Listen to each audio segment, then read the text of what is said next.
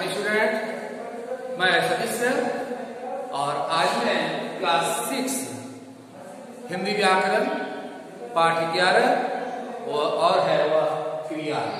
ठीक है, तो क्या है क्रिया। तो क्रिया का अर्थ क्या होता है? क्रिया का अर्थ होता है काम। ठीक है, तो बहुत सारा काम है, खेलना, पढ़ना, चलना, कूदना, हंसना, रोना, ये सब का क्या है? क्रिया है ना।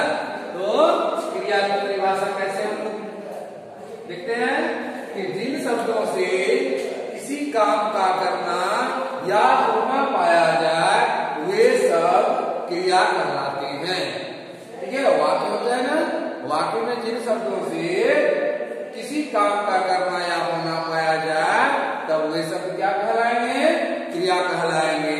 जैसे किसान खेत में हल चलाता है, चला रहे हैं, किसान खेत में हल चला रहे हैं, तो चला रहे हैं क्या हो गया? क्रिया हो गया।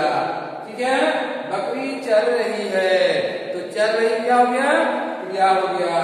तारे टिमटिमा रहे हैं, तारे टिमटिमा रहे, टिमटिमाना भी क्रिया हो गया। ठीक है, तो आप सभी समझ गए होंगे कि क्रिया क्या है? क्रिया काम है।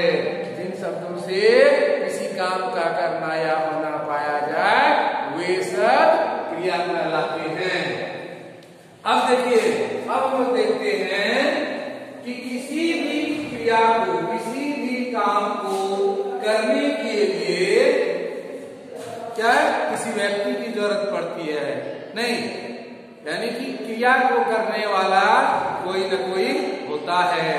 तो जो क्रिया करते हैं, जो काम करते हैं, क्रिया अर्थात काम, जो काम करते हैं तो काम करने वाले कर्ता कहलाते हैं। क्या कहलाते हैं? कर्ता कहलाते हैं। ठीक है, तो अब हम लोग देखते हैं धातु। ठीक है, धातु, धातु क्या है? धातु किसे कहते हैं? क्रिया के मूल रूप को धातु कहते हैं। जैसे चलना है ना, चलना, खेलना, दौड़ना, ये सब क्या है? क्रिया है। कैसा क्रिया? ये सामान्य क्रिया है। क्या है यह? सामान्य क्रिया है। तो चलना में धातु क्या होगा? चल, चल ये धातु हो जाएगा। और चल धातु में ना जोड़ते हैं तो वह सामान्य क्रिया बन जाती है। तो क्रिया के मूल रूप को चल, क्रिया के मूल रूप को धातु कहेंगे। ठीक है, खेलना, खेल, खेलना में खेल जो है यह मूल रूप है, जिसको हम क्या कहेंगे? धातु कहेंगे, ये धातु कहे जाएंगे। ठीक है, और क्रिया के मूल रूप में ना जोड़ने पर वह सामान्य क्रिया बन जाती है। ठीक है, अब हम लोग देखते हैं कि खेलना, कूदना, पढ़ना, हंसना ये सब क्रिया है। ठीक है, और इन क्रियाओं के मूल रूप को क्या कहेंगे? धातु कहेंगे। अब देखिए, हम लोग यहाँ देखिए, अब हम लोग देखते हैं कि क्रिया शब्दों का प्रयोग, क्रिया शब्दों का प्रयोग, क्रिया शब्दों का प्रयोग। ठीक है, क्रिया शब्दों का प्रयोग हम लोग देखते हैं। तो क्रिया शब्दों का प्रयोग लिंग वचन के अनुसार होता है। लिंग और वचन के अनुसार होता है। लिंग तथा वचन बदलने से, लिंग तथा वचन बदलने से क्रिया शब्दों का रूप भी बदल जाता है। तो कैसे बदल जाता है? तो हम लोग देखते हैं कि किस प्रकार बदलता है। लिंग अर्थात स्त्रीलिंग या पुल्लिंग, ऐसा कुछ रहेगा। स्त्रीलिंग या पुल्लिंग जैसे वाक्य में उदाहरण के अनुसार हम लोग देखते हैं। लता गा रही है, देखिए लता गा रही है, यह क्या है? लता स्त्रीलिंग है। लता क्या है? स्त्रीलिंग है। तो लता गा रही है, तो लता स्त्रीलिंग है, इसके अनुसार क्या हुआ? क्रिया, क्रिया गा रही है, क्रिया क्या है? गा रही है। इसमें देखिए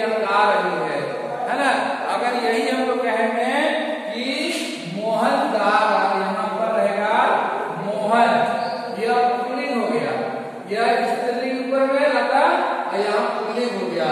तो जब पुल्लिंग हो गया तो यहाँ पर क्रिया जो है वो बदल जाता है। तो क्या हो जाएगा? गा रहा है। देखिए अंतर तो हो गया है ना। तो स्त्रीलिंग और पुल्लिंग से क्रिया शब्दों में प्रभाव पड़ता है। ठीक है, तो ये दोनों क्या हुआ? वचन के रूप है, स्त्रीलिंग और पुल्लिंग। तो लता गा रही है और मोहन गा रहा है। इसमें जो आकार, इसमें जो था पुल्लिंग में आकारांत शब्द जो है वह बदल जाता है। कब?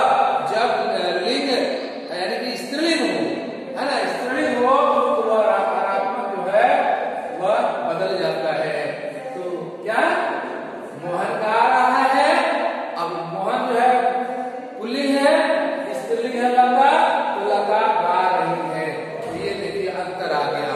इसलिए कहा गया कि क्रिया शब्दों का प्रयोग जैसे स्त्रीलिंग और पुल्लिंग अर्थात लिंग। अब हम लोग देखते हैं वचन। वचन के प्रभाव, वचन का प्रयोग कैसे होता है।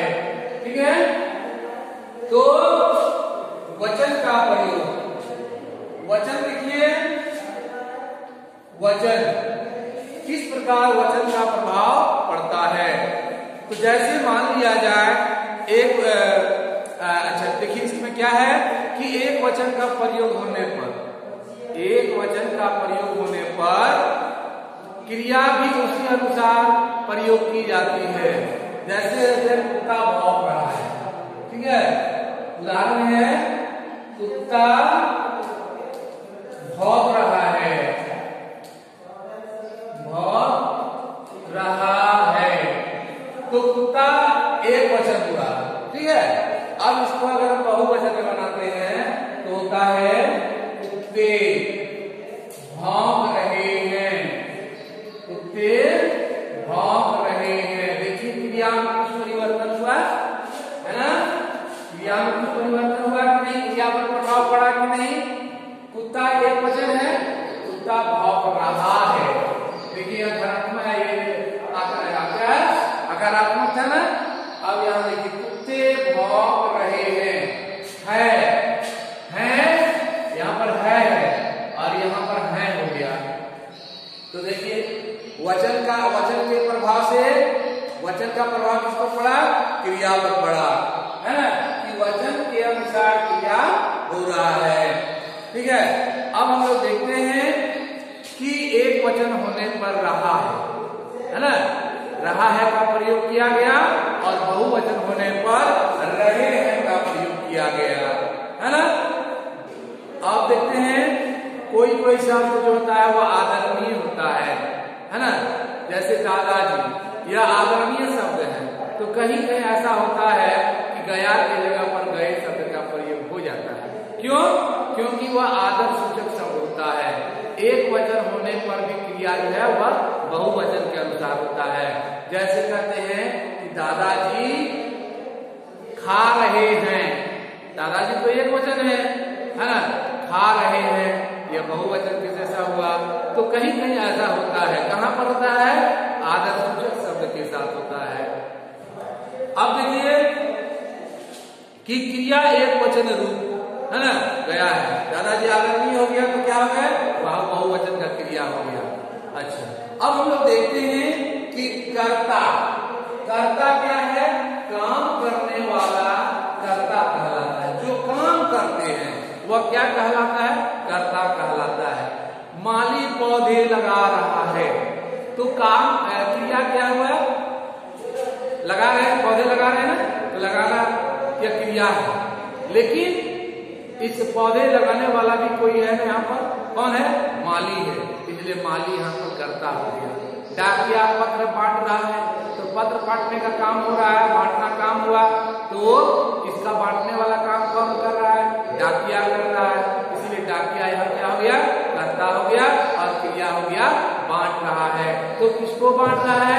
पत्र को बांट रहा है, तो वो तो कर्म हो गया नहीं।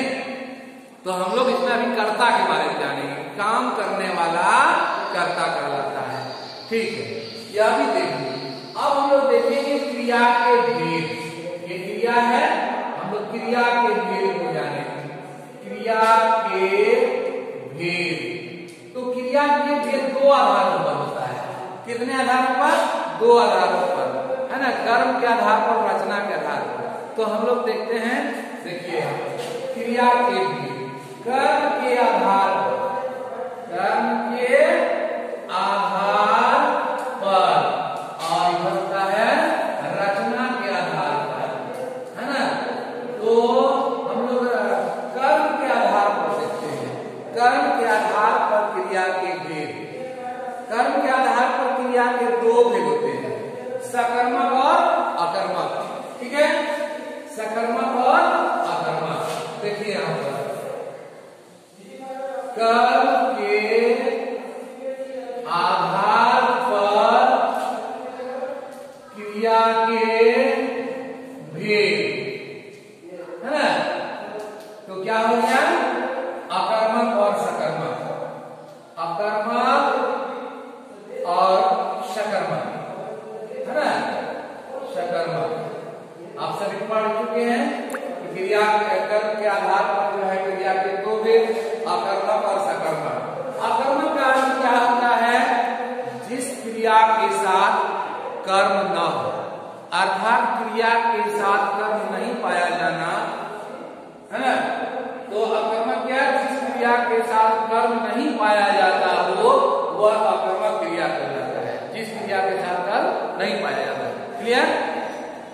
और जिस क्रिया के साथ कर्म पाया जाता है वह सकर्मक कहलाता है। ठीक है, अब उदाहरण के अनुसार देख लीजिए कि अकर्मक और सकर्मक क्या होता है। अब देखिए उदाहरण में, जैसे कि कछुआ चलता है, ठीक है, हमने एक उदाहरण दिए, कछुआ चलता है, ठीक है। तो यहां हम लोग देखते हैं चलने का काम कौन करता है? कछुआ करता है। तो कछुआ तो करता हो गया, और चलता है, काम करने का पता, क्या काम हो रहा है? चलने का काम हो रहा है। तो यह तो क्रिया हो गया, ठीक है। लेकिन इसमें कर्म तो है नहीं, करता है और क्रिया है, इसमें क्रिया के साथ कर्म नहीं है। तो हम क्या जानेंगे कि यह अकर्मक क्रिया का उदाहरण है। क्लियर। अब देखिए सकर्मक, जिस क्रिया के साथ कर्म पाया जाता है उसे सकर्मक क्रिया कहते हैं। तो इसका उदाहरण ले लीजिए, सकर्मक का दूध वाला दूध बांटता है ना, दूध वाला दूध बांटता है, ठीक है। दूध वाला दूध बांटता है। तो दूध वाला क्या हो गया? दूध बांटने का काम कौन करता है? दूध वाला, या तो करता हो गया, बांटता है, लेकिन क्या बांटता है? दूध को बांटता है। तो क्रिया करता हो गया, करता हो गया, बांटने का काम हो क्या हो गया? क्रिया हो गया। और किसको बांटता है? दूध को बांटता है। तो दूध क्या हो गया? कर्म हो गया, ठीक है। किसको बांटता है? दूध को, है ना।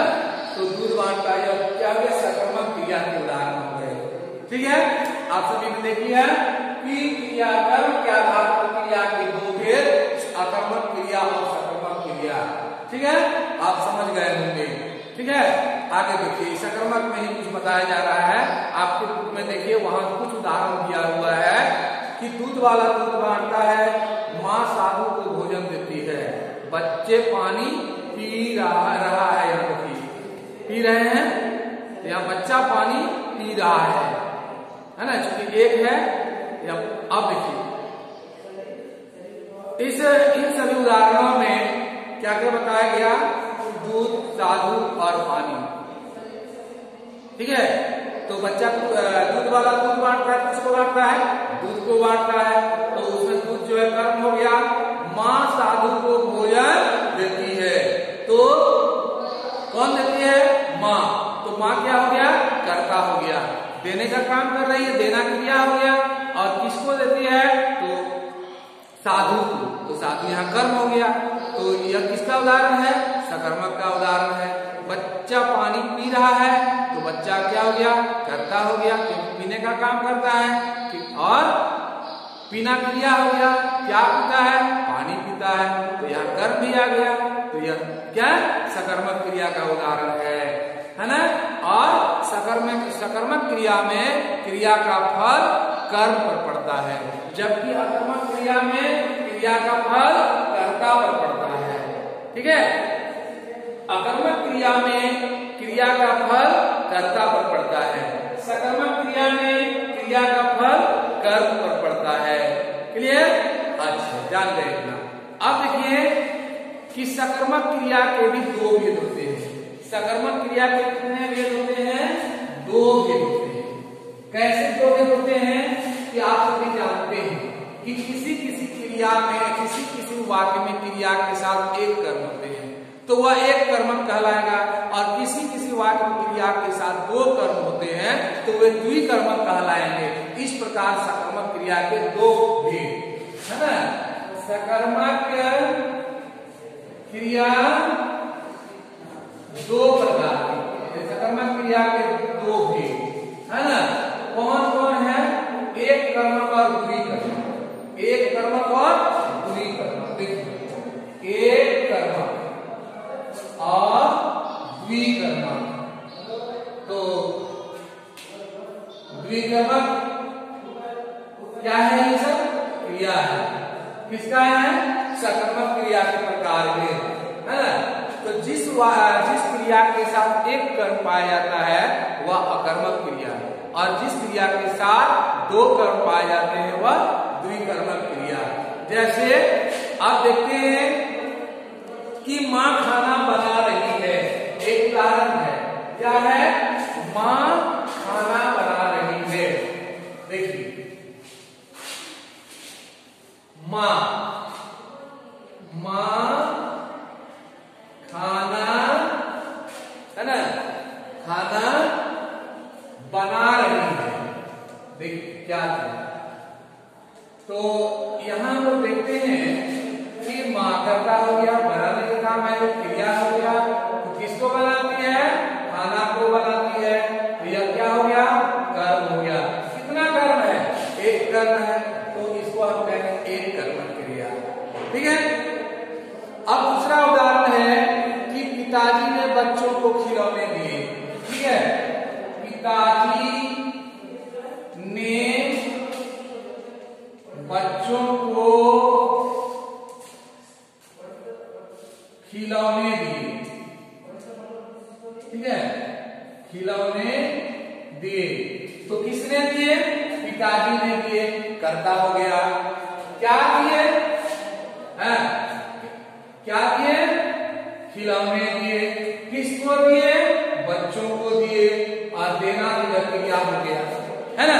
तो यहाँ कर्ता भी है, देना क्रिया हो गया, लेकिन किसको दिए? बच्चों को दिए, एक हो गया। और दूसरा हमने क्या दिए? तो खिलौने दिए। देखिए दो क्रिया हो गया। तो जिस वाक्य में क्रिया के दो कर्म होते हैं वे द्विकर्मक कहलाते हैं। तो आप देखिए सकर्मक ये दो भेद है ना, कौन कौन? एक कर्मक क्रिया और द्विकर्मक क्रिया। अब आप लोग जान रहे होंगे कि सकर्मक और अकर्मक की पहचान कैसे कर सकते हैं, है ना। सकर्मक क्रिया और अकर्मक क्रिया की पहचान कैसे करेंगे? तो यदि प्रश्न में प्रयुक्त क्रिया को हम क्या लगाकर पूछें और अंतर में जब कोई संज्ञा शब्द आता है तो क्रिया सकर्मक होता है। क्रिया क्या होगा? सकर्मक होगा। यदि संज्ञा शब्द नहीं आता है तो वह क्रिया अकर्मक हो गया। जैसे कुछ उदाहरण ले लेते हैं कि वाक्य है लक्ष्मण ने रामायण पढ़ी। लक्ष्मण ने रामायण पढ़ी, तो क्या पढ़ी? रामायण पढ़ी। तो उत्तर क्या आता है? रामायण। तो यह सकर्मक क्रिया है ना। बच्चे रो रहे हैं, क्या रो रहे हैं, है ना। तो यहाँ दिया हुआ क्या रो रहे हैं, ऐसा तो नहीं होता है। बच्चे रो रहे हैं, क्या रो रहे हैं, ये तो नहीं आता है ना। क्या रो रहे हैं ऐसा तो नहीं आता है। क्या यहाँ बच्चे मुझे कौन रो रहे, तब यहाँ बच्चे में आता है, लेकिन बच्चे रो रहे हैं तो इसका उत्तर नहीं, अकर्मक क्रिया में है। क्यों? क्योंकि बच्चे रो रहे हैं, बच्चे तो यहाँ कर्ता हो गए, है ना, और रोना तो क्रिया होगी, इसमें तो कर्म है नहीं, इसलिए यह क्या होगा, क्या होगा, यह क्या होगा, अकर्मक क्रिया होगा। ठीक है। मुकेश नहा रहा है, कौन नहा रहा है, मुकेश, मुकेश तो कर्ता हो गया और नहाना क्या हो गया, क्रिया हो गया, लेकिन यह कर्म नहीं है, इसलिए यह अकर्मक क्रिया हो गया। ठीक है। तो हम लोग सकर्मक और अकर्मक क्रिया को भी हम लोग पहचान लिए, एक बार और सुन लीजिए इसमें क्या है, सकर्मक क्रिया और अकर्मक क्रिया। तो क्रिया के साथ कर्म का पाया जाना, है ना, सकर्मक क्रिया कहलाता है। जिन क्रियाओं के साथ कर्म नहीं पाए जाते हैं अकर्मक क्रिया कहलाते हैं। सकर्मक क्रिया के दो प्रकार, जैसे एक कर्मक क्रिया और द्विकर्मक क्रिया। जिस क्रिया के साथ एक कर्म पाया जाता है वह एक कर्मक क्रिया कहलाएगा, और जिस क्रिया के साथ दो कर्म पाया जाएगा वह द्विकर्मक क्रिया कहलाएगा। ठीक है, ध्यान गए। और क्या, क्रिया शब्दों पर प्रभाव किसका किसका पड़ता है, लिंग वचन, है ना, लिंग और वचन का प्रभाव पड़ता है। ठीक है। कर्ता को क्या, कर्ता किसे कहते हैं, काम करने वाले को कर्ता कहते हैं। धातु किसे कहते हैं, क्रिया के मूल रूप को धातु कहते हैं। हम लोग ये सभी देखे इसमें। ठीक है। अब हम लोग नेक्स्ट वीडियो, नेक्स्ट जो लेसन है, पार्ट है, वह नेक्स्ट वीडियो में देखेंगे। आप इसे पढ़ेंगे, समझेंगे और एक्सरसाइज बनाने का प्रयास करेंगे, बनाएंगे। धन्यवाद।